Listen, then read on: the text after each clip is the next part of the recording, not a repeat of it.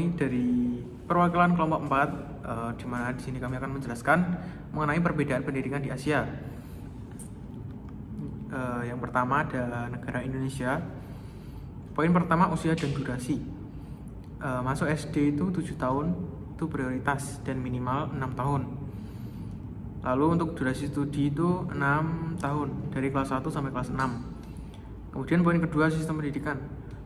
Bagian dari wajib belajar itu 9 tahun, dan kurikulum saat ini kurikulum merdeka, fokus literasi, numerisasi, dan fondasi dasar pengetahuan.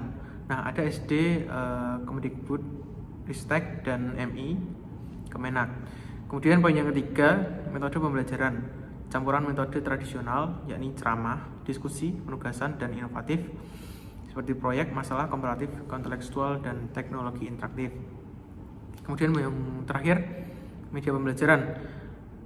Beragam dari visual, mulai dari gambar, peta, audio, terus video, animasi, hingga digital, kayak seperti aplikasi, edukasi, dan e-book, dan realia. Kemudian negara yang kedua, negara Singapura. Poin pertama, usia dan durasi studi. Anak-anak masuk SD pada usia 6 tahun. Masa studi itu 6 tahun. Kemudian foundation stage itu P1 sampai 4, penguasaan dasar, dan orientation stage itu 5 sampai 6, persiapan ujian nasional. Kemudian poin yang kedua, sistem dan metode pembelajaran. Sistemnya itu sangat terstruktur dan berorientasi hasil, menekankan penguasaan dasar dan persiapan ujian. Lalu metodenya itu pendekatan berbasis proyek, pemecahan masalah, pembelajaran aktif dan kolaboratif.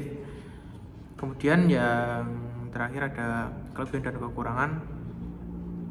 Kelebihannya kurikulum modern, didukung guru profesional dan infrastruktur canggih, subsidi pendidikan yang luas.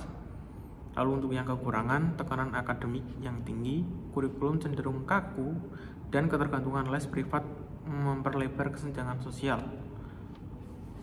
Oke, saya akan melanjutkan untuk negara Korea Selatan. Untuk gambaran umumnya itu pendidikan SD-nya itu gratis dan wajib bagi anak usia 6 sampai 12 tahun selama 6 tahun. Nah, angka partisipasi siswanya itu sangat tinggi. Rata-ratanya itu 98,8% tanpa putus sekolah. Terus merupakan jenjang pertama dari 4 jenjang pendidikan. Nah, untuk pembelajarannya itu metode awalnya mereka menggunakan berpusat pada siswa. Kini mereka cenderung menggunakan metode ceramah karena tekanan ujian masuk universitas. Terus untuk medianya itu mereka banyak menggunakan teknologi seperti platform, daring, alat adaptif, video, edukasi, dan materi digital. Terus untuk tahap evaluasi dan beban siswanya itu, nah evaluasi ujian sekolah rutin, tugas proyek, dan investigation assessment of education formative.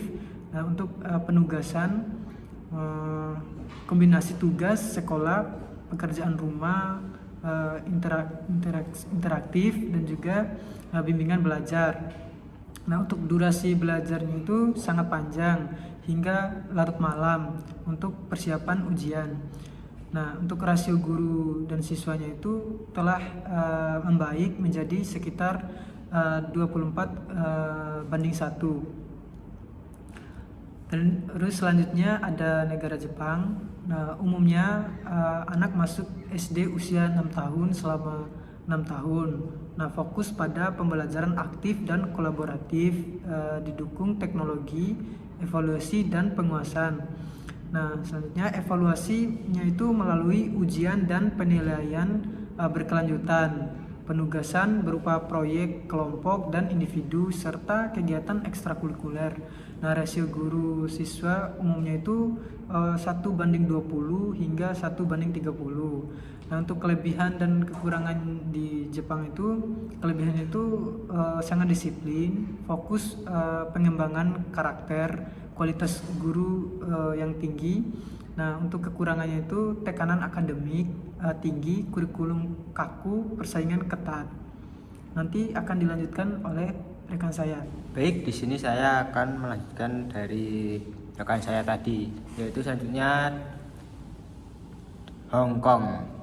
Umum anak masuk SD usia 6 sampai 7 tahun selama 6 tahun.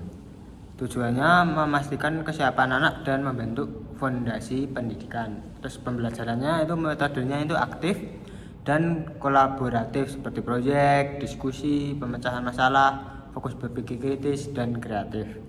Medianya itu buku teks, alat peraga, sumber digital, dan platform internet. Durasi belajarnya sekitar 6 sampai 7 jam per hari. Rasio guru siswa ya umumnya 1:20. Mungkin kan perhatian personal. Selanjutnya Taiwan. Usia masuk dan durasi SD mulai dari 6 tahun dan berlangsung selama 6 tahun. Wajib belajar penerapannya 12 tahun wajib belajar, yaitu SD, SMP, SMA, SMK. Fokusnya yaitu integrasi budaya, teknologi, pengembangan soft skill, dan pendekatan inovatif atau proyek. Medianya yaitu kombinasi buku teks, digital, dan internet. Evaluasinya melalui ujian tertulis dan asesmen kinerja.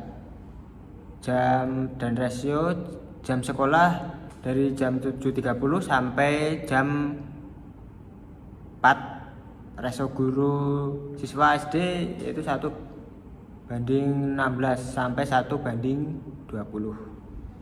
Sekian, terima kasih.